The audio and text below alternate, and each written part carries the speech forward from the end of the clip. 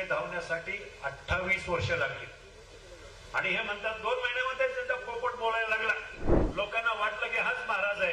त्याप्रमाणे आता तो प्रचार करताना असं सांगतो की रेल्वेचं मी काम केलं, लोकांना खरं वाटेल, पण लोकांना खरं वाटत नाही. 5 वर्ष 10 वर्ष 15 वर्ष आणि काम केल्याचा अभिनय त्यांनी केला हे आपल्या सगळ्यांना माहिती आहे. मतदान झाल्या बारामती सोडून आपल्याकडे उरुळी कांचन आणि लोणी काळभोर या ठिकाणी 2 मोठ्या सभा रात्री भव्य स्वरूपामध्ये घेतल्या. आज सकाळी 9:30 वाजता ते लांडेवाडीला या ठिकाणी हजर झाले.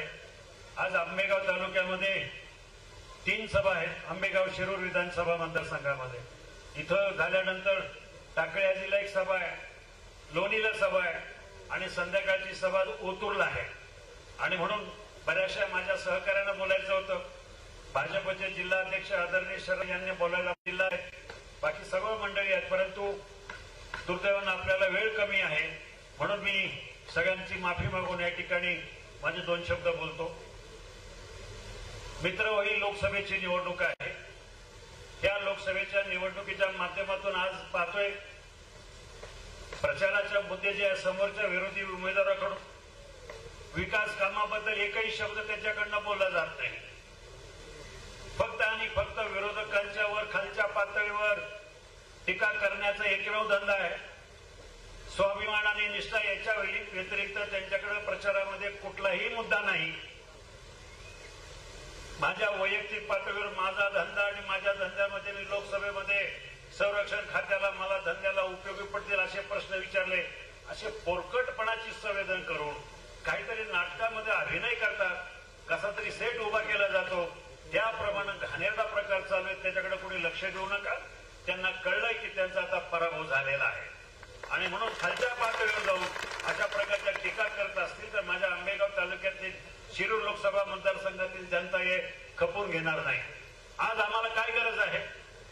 गेल्या 5 वर्षामध्ये निवडून दिल्लीमधून केंद्रामधून निधी आणणं अपेक्षित असतं. खासदाराचं कामच आहे दिल्लीमधून पैसे आणायचे, प्रकल्प आणायचे. एकही प्रकल्प या बहादरांनी गेल्या 5 वर्षामध्ये आपल्या मतदारसंघामध्ये उभा केला नाही. गेल्या 5 वर्ष हायवेसाठी काही कामं केली नाही. जी काही कामाचं ते क्रेडिट लावतात, सोशल मीडियावर दाखवतात, ती कामं मी मंजूर केलेली आमच्या क्रांतीताईंनी सांगितलं. हे हायवे सारखे प्रोजेक्ट काय 2 महिन्यामध्ये 4 महिन्यामध्ये 2 वर्षामध्ये होत नाही. रेल्वे प्रकल्पाला दशकं जातात. मी सांगतो कोकणामध्ये मधु दंडवते रेल्वे मंत्री होते. कोकण रेल्वेची संकल्पना मांडली, त्यांनी आयडिया मांडली लोकांपुढं. स्वतः रेल्वे मंत्री असताना, त्यांच्या मदतीला जॉर्ज फर्नांडिस असताना, मधुलिमय असताना, अशी दिग्गज मंडळी असताना, त्यांच्या पाठीमागे सरकार असताना कोकणामध्ये रेल्वे धावण्यासाठी 28 वर्ष लागली आणि हे म्हणतात 2 महिन्यामध्ये त्यांचा पोपट बोलायला लागला की रेल्वे सेमी हायस्पीड रेल्वे. अरे 2 महिन्यामध्ये रेल्वे खोट करतं. त्याच्यासाठी माझी 13 वर्षाची तपश्चर्या, मी हरिश्चंद्राची शपथ घेऊन हरिश्चंद्राची शपथ घेऊन सांगतो मी केलेलं आहे म्हणून मी बोलतोय. तुम्ही सगळ्यांनी पाहिलंय 13 वर्ष संसदेमध्ये भांडलो, 13 वर्ष सरकारवर मी संघर्ष आणि तो लागला. दुर्दैवानं माझा पराभव झाल्यानंतर तो प्रकल्पाची फाईल अजून ज्या टेबलवर मी सोडली होती त्याच टेबलवर रेल्वे बोर्डाच्या चेअरमनच्या प्रतीक्षेमध्ये रेल्वे मंत्रालयाकडे अजूनही ती फाईल त्याच अवस्थेमध्ये आहे. त्याच्यामध्ये एक पण लोकांना फसवलं. त्यांना काय वाटतं की ग्रामीण भागातली ही जी जनता आहे त्यांना मी नाटकी रंगामध्ये कसंही बोलवलं तर लोक बोलतील. जसं धर्मवीर संभाजी महाराजांची भूमिका करताना लोकांना वाटलं की हाच महाराज आहे, त्याप्रमाणे आता तो प्रचार करताना असं सांगतो की रेल्वेचं मी काम केलं, लोकांना खरं वाटेल, पण लोकांना खरं वाटत नाही. कारण काम करणं आणि कामाचा अभिनय करणं याच्यामध्ये खूप मोठा फरक आहे. काम मी केलं 5 वर्ष 10 वर्ष 15 वर्ष आणि काम केल्याचा अभिनय त्यांनी केला हे आपल्या सगळ्यांना माहिती आहे. म्हणून अशा भूलथापाला बळी पडू नका. मला हा रेल्वेचा प्रकल्प पूर्ण करायचा, त्याच्यासाठी कमीत कमी 25,000 कोटी रुपये पाहिजे. आज चाकणची ट्रॅफिक बघितली तुम्ही? 5 वर्षापूर्वी माझ्यावर नाही ते आरोप केले, टीका केल्या आणि त्या ट्रॅफिकच्या प्रश्नावर निवडून गेलेला बहादर त्या चाकणच्या ट्रॅफिकमध्ये परत ढुंकून पण पाहिलं नाही. आज चाकण नाकांची ट्रॅफिक कमी व्हायच्या ऐवजी वाढत गेली. मोसीची ट्रॅफिक असेल, चिखरापूरची असेल, वाघोलीची असेल, लोणी कालवरची असेल, सगळा माझा मतदारसंघ हा ट्रॅफिकच्या विळख्यामध्ये अडकलेला आहे. त्याला बाहेर काढण्यासाठी कमीत कमी 25,000 कोटी रुपये पाहिजे. हे 25 आणि हे 25 असे 50,000 कोटी रुपये जर असले ते कधी मिळतील आपल्याला? राज्यातून ताकद आम्हाला मिळेल.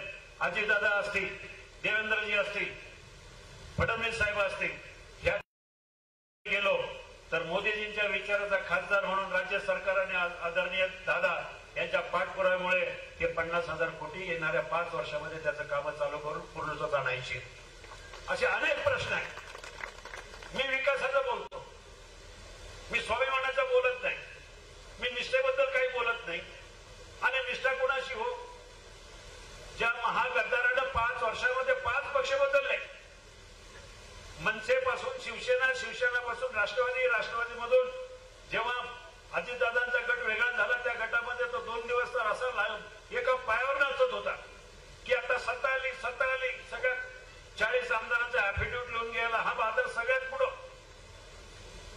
आणि मग त्यांना वाटलं जेव्हा शपथविधी झाली, शपथविधीमध्ये आपल्या तालुक्याचे भाग्यविधाते अजितदादांचा दिलीपरावांचा शपथविधी झाला. त्याच्या पोट दुखायला लागलं आणि म्हणून त्यांनी शपथविधी घेतली म्हणून त्याला वाईट वाटलं आणि म्हणून दुसऱ्या दिवशी त्या पक्षात गेला.